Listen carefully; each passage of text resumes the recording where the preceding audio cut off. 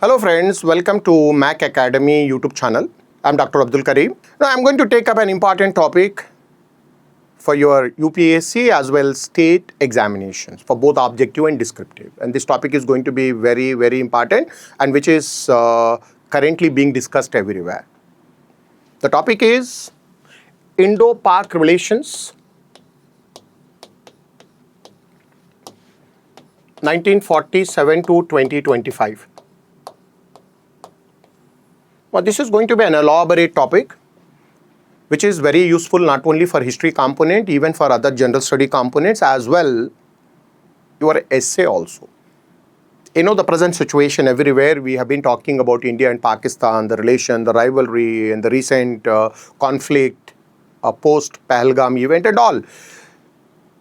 So in this video, I'm going to take up the two very important issues, two important topics related to Indo-Pak relations between 1947 and 2025. One is, what are the important issues we have between India and Pakistan? Issues which are responsible for the rivalry. Now, I have identified some 6-7 important issues. We'll just talk about it, and these are the issues which are creating explosive situation between the two countries. Now, I'll just come to those issues.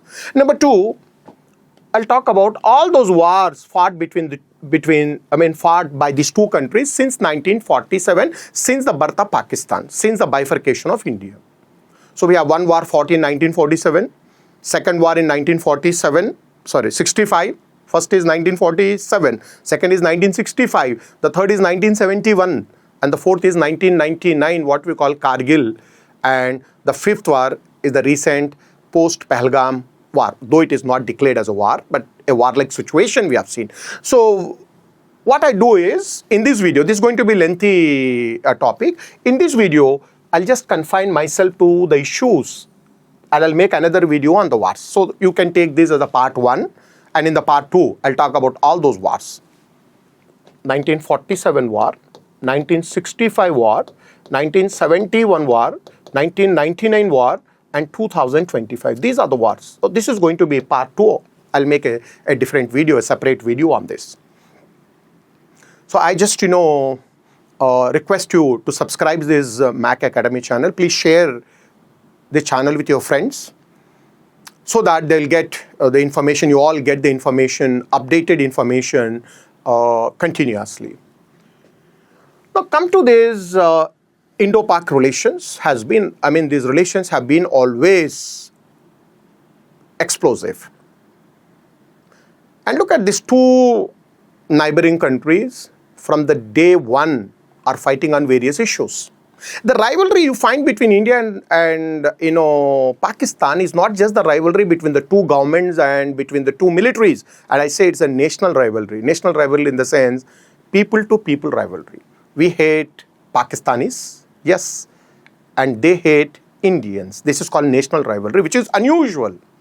And look at, China is also our enemy. There is conflicts between the governments, conflict between the military, but not necessarily. Look at, we people don't hate the Chinese and Chinese don't hate the Indians, though China is a big enemy for us, look at. But in case of Pakistan, we have national rivalry, nation to nation rivalry. And today, the definition of patriotism had been completely changed. I don't know to what extent it is correct. Those who use abusive language against Pakistan are considered to be patriots. And those who abuse India in Pakistan considered to be they are considered in Pakistan as the patriots. So abusing each other had become a kind of patriotism I don't know to what extent it is correct, but this is the situation that indicates the national rivalry between the two. Now let me talk about what are the issues we have between India and Pakistan. I said I identified some 6-7 issues, and let me talk about those issues. The first issue is the Kashmir. The Kashmir issue, directly or indirectly, the Kashmir issue has been the reason behind all the conflicts and confrontations we have between the two countries. Look at Kashmir. 1947 war was fought for Kashmir. 2025 war is also for Kashmir. Look at. So directly or indirectly, this issue, a major issue between the two countries. What is this Kashmiri problem? Let me talk about the Kashmiri problem. It was in the colonial period when British were ruling India. 50% of India had been under the control, and remaining 50% was being ruled by almost 563 princely states. We call them princely states. Or even say 562, let us not bother about the number.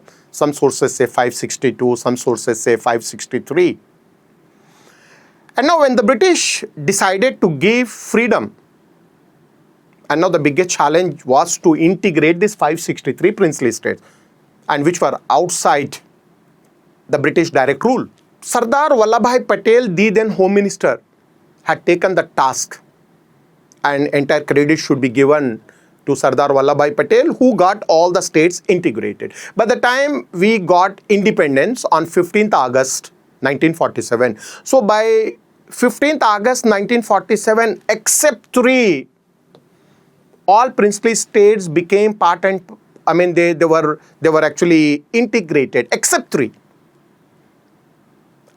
560 states were integrated. Of these 560 states, some 13 states have gone to Pakistan, 12 or 13 have gone to Pakistan. Remaining states were merged into India.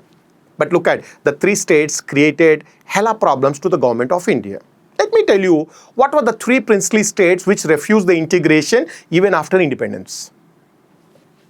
The one is Hyderabad state, which was being ruled by Nizam Usman Ali Khan. Second is Junagadh. The ruler was Nawab Mehabad Khan. And third is Kashmir. Maharaja Hari Singh was the ruler. Only these 3 states were not integrated, at the time of independence. The reason I tell you, Hyderabad state and Junagadh states have majority Hindu population. Approximately 90% of the population in Hyderabad state and Junagadh state had been Hindus, whereas the rulers were Muslims. And look at the conflict here. The rulers were the Muslims, so they were unwilling to integrate their state into India, which is being ruled by Hindus. So people were looking at India, the rulers were looking at Pakistan. That is the confrontation. And look at, altogether, something in reversal you find in Kashmir. 70% of the people of Kashmir were Muslims, 70%. And the ruler, Hari Singh, was a Hindu. The ruler, Hari Singh, naturally, Hari Singh had no interest in Pakistan, whereas Pakistan was dreaming for Kashmir. The idea is very simple. Look at, all those Muslim majority areas must go to Pakistan. Even the name Pakistan is an acronym. Cleverly developed. P stands for Punjab, which is a Muslim-dominated area. A stands for Afghan province, which today we call Khyber Pakhtunkhwa. You find the Pashto tribe there. K for Kashmir, look at. So they have come to the conclusion, they already decided that Kashmir should come to Pakistan. S for Sindh, Tan for Balochistan. That was the thing. So the aspirations of Pakistan had been shattered into pieces by Maharaja Hari Singh when he decided not to merge, not to integrate Kashmir into Pakistan. That was a great shock. Immediately, Pakistan sent army to occupy Kashmir when Maharaja Hari Singh refused to integrate a state where 70% people are Muslims.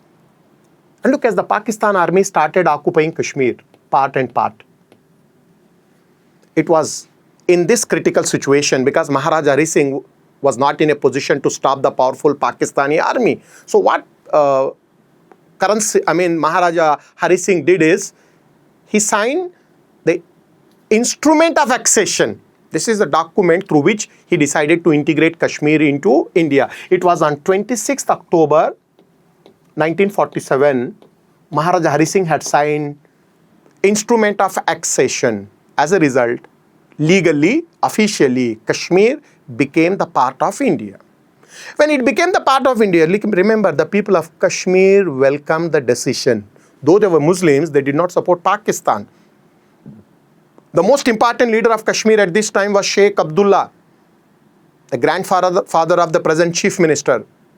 We have Omar Abdullah. His father is his father is Farooq Abdullah, his father is Sheikh Abdullah. Those days he was called Sher Kashmir, Lion of Kashmir. He welcomed the decision of Maharaja Hari Singh. So it clearly indicates the Kashmiri Muslims were in favor of India.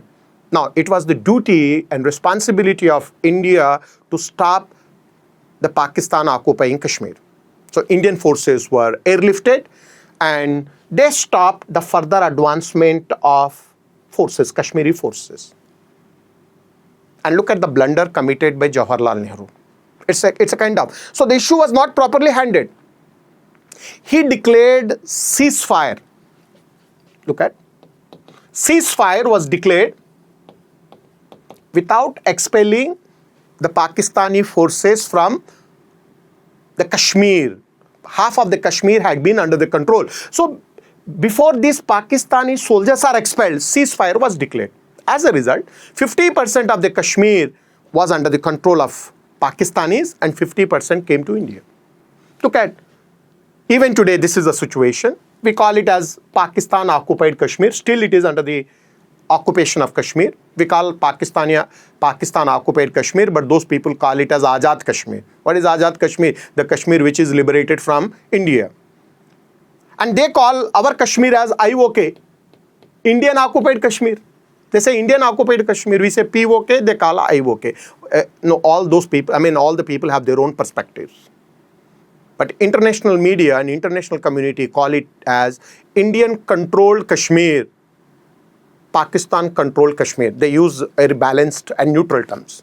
Okay, fine. Biggest blunder is ceasefire was declared. Number two, the matter was referred to UNO by our Prime Minister. He requested United Nations organization to interfere and settle the issue. He invited UNO to come and settle the issue. As a result, in 1951, UNO passed a resolution on Kashmir. There is a UN resolution. United Nations General Assembly had passed a resolution on Kashmir in the year 1951. According to this resolution, 1, Pakistan should take all the forces back from POK. Pakistan was asked to take their armed forces back. Number 2, the resolution says India should conduct a plebiscite in Kashmir. Plebiscite. Plebiscite is a kind of referendum, and please know the pulse of the people and the opinion of the people, whether people are willing to be part of India or Pakistan, or they want to live together, live as an independent, united, independent Kashmir. What exactly the people want? Conduct a plebiscite. Both the countries denied to do that.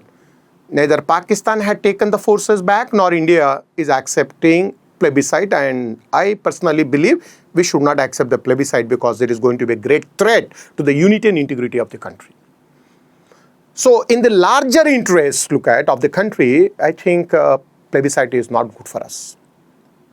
The issue is still burning, and directly, indirectly, this is responsible for all the wars. So this is the major issue, issue number 1. The second issue is cross-border terrorism.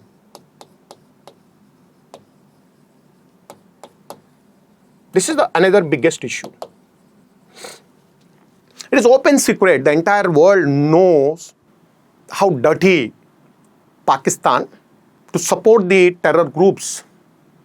It is allowing the terror groups to use its resources, its land.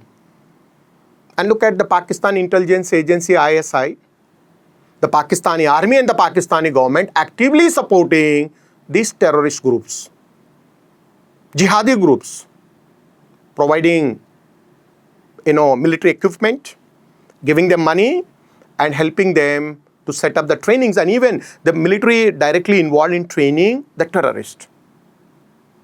There are many terrorists operating from Pakistan with a single goal. The goal is snatch away Kashmir from India and merge it into Pakistan. With a single agenda, we have many terrorist groups operating in Kashmir. Of them, 3 are very, very important. One is Lashkar-e-Toiba.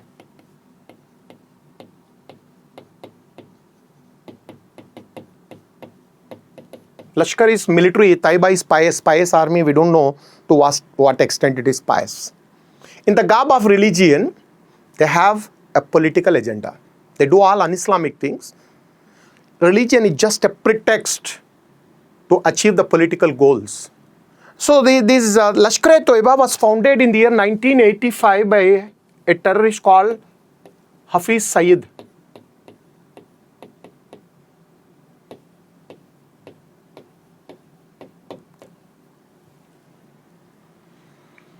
And look at the shadow organizations. Its affiliated organization, we have Jamaat-ud-Dawa,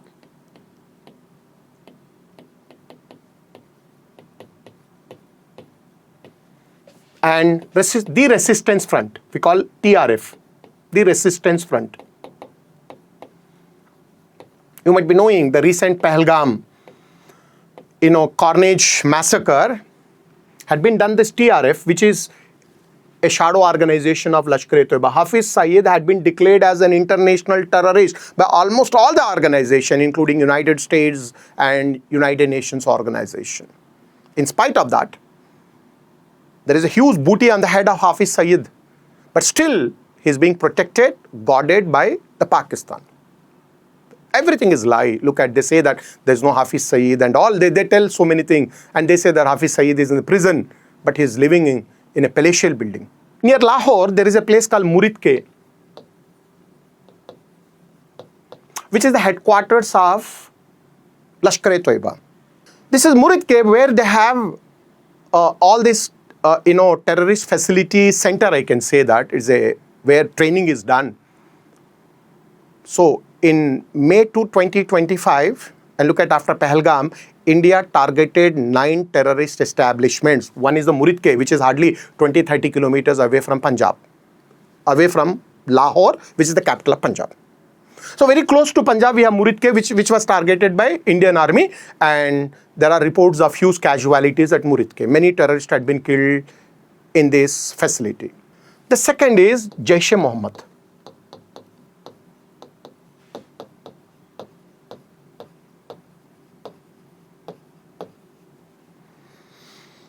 So Jaish-e-Mohammed was founded in the year 2000. In the year 2000, this terrorist organization was founded by Maulana Masood Azhar.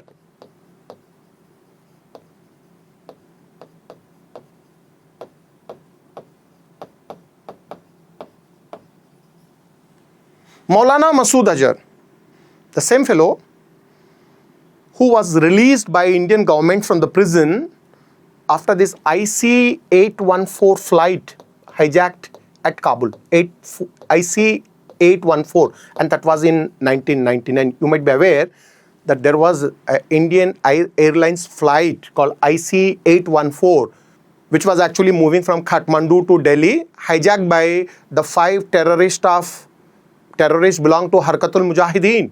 The IC-814, which has got 190 passengers on board, had been first taken to Amritsar, then Lahore, then Dubai, and finally Kabul. Because Kabul was under the control of, Taliban, but this time Kandahar, Afghanistan, that is Kandahar. So the flight had been taken to Kandahar, and Taliban gave complete protection. And look at, for the release of these 190 passengers on board, 3 terrorists had been released from the jail by Indian government, and one of them is this fellow Masood Azhar. So he was released from the prison in 1999. The next year he founded Jaish-e-Mohammed and caused huge death and destruction in India. And look at, the Indian government by that time might have not,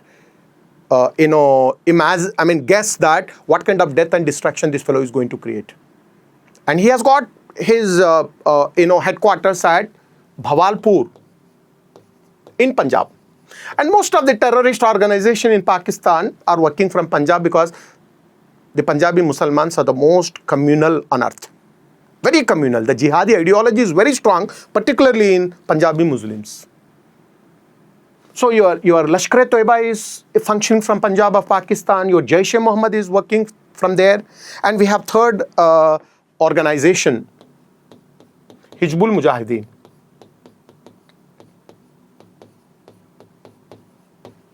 This is another terror group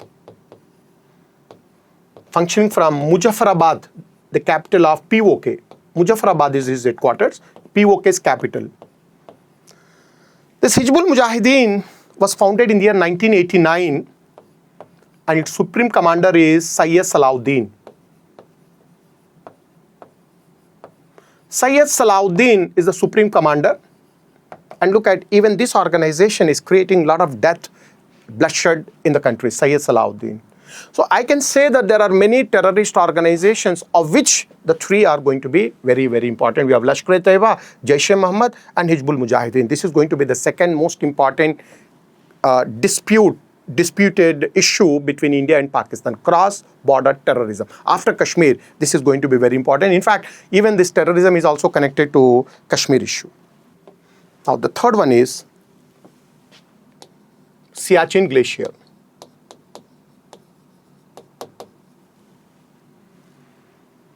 This is strategically very, very important glacier located at a triangle of the border of China, India and Pakistan. Strategically very, very, very important. Almost the extent of Siachen Glacier is 1,000 square miles. And all the three countries were competing to control the Siachen Glacier. Economically not so important, and there is no use, but only strategic importance and military significance. In order to protect our country from the neighbors, Siachen Glacier is going to play a very, very important role. Indian government, Indian Army had taken up two major operations. One is Operation Meghadut in 1984,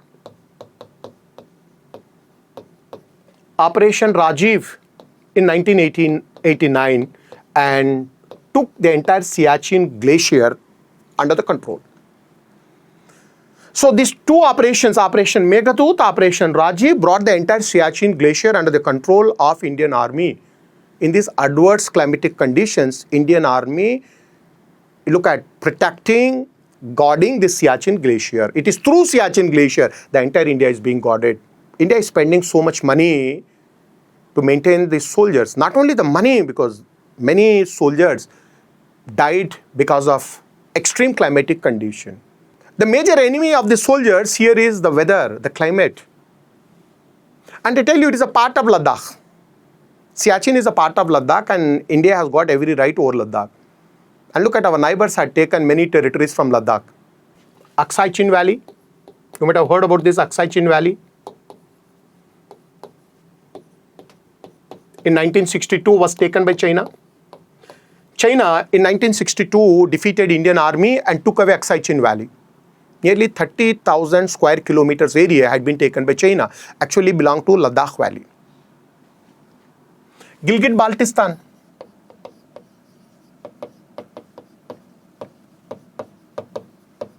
Which is in Pakistan. I call Gilgit-Baltistan as a Pakistan-occupied Ladakh. Not only Pakistan occupied Kashmir, you have POK. Not only POK, you have POL also. Pakistan occupied Ladakh, the Gilgit-Baltistan. So Siachen, Ladakh, Aksai Chin Valley, Gilgit-Baltistan makes a huge Ladakh. So the Ladakh territory had been taken away. Some territory had been taken by China and some territory under the control of Pak. So what we hope that not only Kashmir and even Ladakh, this Gilgit-Baltistan should also be taken back because it is a part of Ladakh. The fourth issue is Sar Creek.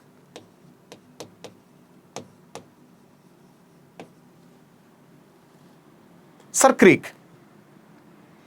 This is a narrow 96 kilometers long waterway, disappearing in Arabian Sea. A small waterway of 96 kilometers and entering into Arabian Sea, located in Run of Kutch. And I say this Sar Creek divides the Gujarat province of India and Sindh province of Pakistan. Sindh province of Pakistan and Gujarat state of India is divided by Sar Creek. It is a estuary also. Estuary, you might be knowing, the sweet water of the river and the salt water of the sea joining here. That's called estuary. Economically and strategically very, very important. And Pakistan claims that the entire Sar Creek belongs to them. It claims that it belongs to them. But Sar Creek is right now under the control of India. I said economically, commercially, and strategically it is very, very important. And right now, the border security force of India are looking after Sar Creek. But Pakistan is always claiming Sar Creek. And it owes that it would take back Sar Creek. Indus Water Treaty, 1960.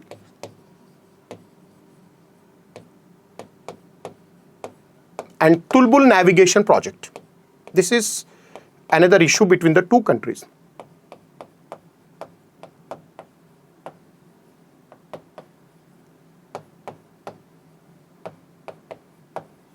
Indus Water Treaty 1960 and Tulbul Navigation Project. If you look at the Indus River system, which is a major river system in Indian subcontinent, this system has got 6 major rivers. One is River Indus and 5 tributaries, making totally 6. The sharing of the waters of the 6 had been always a big issue between the two countries. It was in the year 1960 with the intervention of World Bank. You might be knowing World Bank is International Bank for Reconstruction and Development. It appointed a neutral committee, and with the mediation of the neutral committee, the waters of the 6 rivers had been shared between the countries. If the mediation of the World Bank, the treaty had been signed in 1960. As per the treaty, the western rivers like Beas, Sutlej, Ravi. So these western rivers called Beas, Sutlej, Ravi should go to India. The eastern rivers, River Indus, Chenab and Jhelum, the waters of these rivers should go to Pakistan. This was the treaty in 1960. And look at, in this treaty, we have an issue called Tulbul Navigation Project. India had taken this Tulbul Navigation Project at the mouth of Ular Lake in Kashmir. You have Ular Lake. Sweetwater Lake in Kashmir is Ular Lake. So the Tulbul Navigation Project is, taking the water of Jhelum. Actually, Jhelum water should go to Pakistan. The water taken into Ular for navigation purpose and later again released to Pakistan. But with that purpose, the project had been taken up, and Pakistan accuses that a barrage is being built by India to divert the water for the consumption. India had told several times that it is not for consumption, it is only for navigation purpose. However, the water which is diverted to Ular Lake, again released to the river and which goes to Pakistan ultimately, we are not going to take even a single drop of Jhelum water. Then Pakistan say, no, you are doing it for own consumption. It is a violation of Indus Water Treaty of 1960, and it made complaints to several international organizations. Even today, Tulbul Navigation Project is being opposed by Pakistan. Finally, another big issue is Balochistan.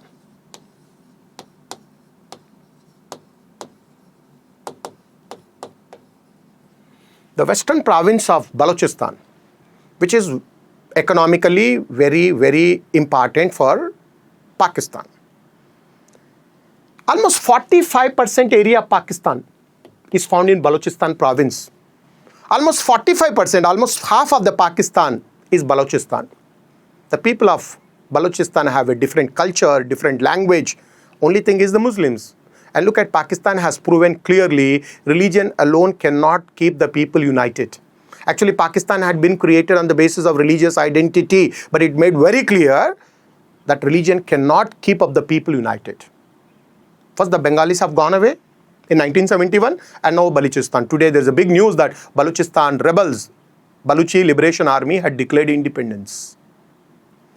They're all Muslims, but remember, religion alone is not going to be the factor. Culture is different, language is different. I tell you the problem of Balochistan, and all the natural resources of Pakistan are located in Balochistan.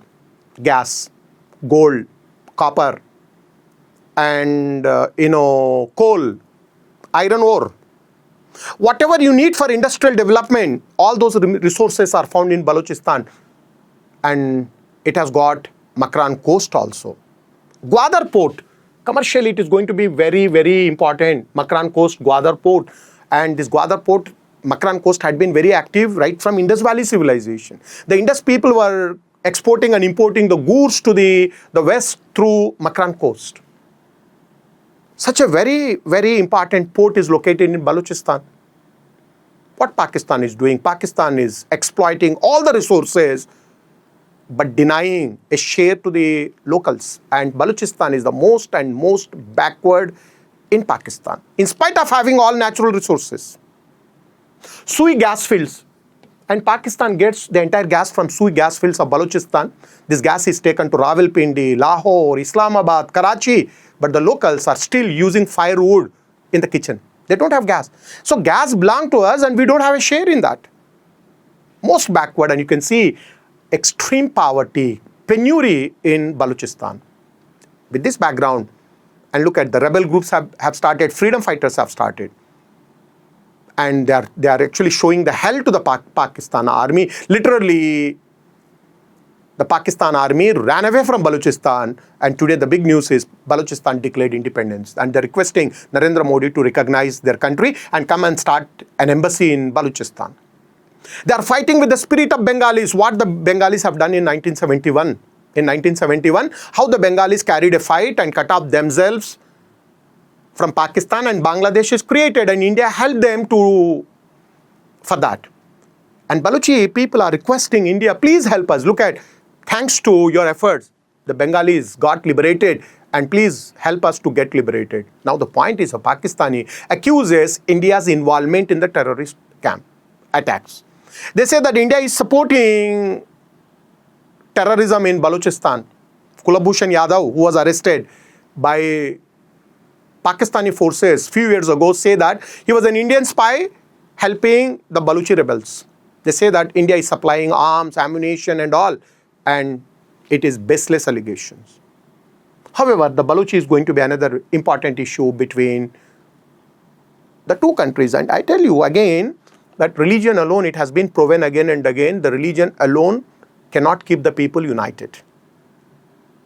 And how can you think India to be built on the basis of one religion? Do you think if you create a Hindu Rashtra which is going to survive? Muslim Rashtra failed miserably. We are seeing that Muslim Rashtra failed. Then how can you create a Hindu Rashtra? And that too, Hinduism is, the greatness of Hinduism is diversity. It's diversity. People of different cultures, different languages, different traditions are Hindus. So religion alone cannot keep the people united. Look at, you respect its heterogeneity, you respect its diversity, that is going to be always good. Right, friend, these are the issues. So we discussed the issues in this video. In the next video, I'll talk about all those wars fought between India and Pakistan, 1947, 65, 71, 1919 and 2025. And that is going to be part 2 of this topic.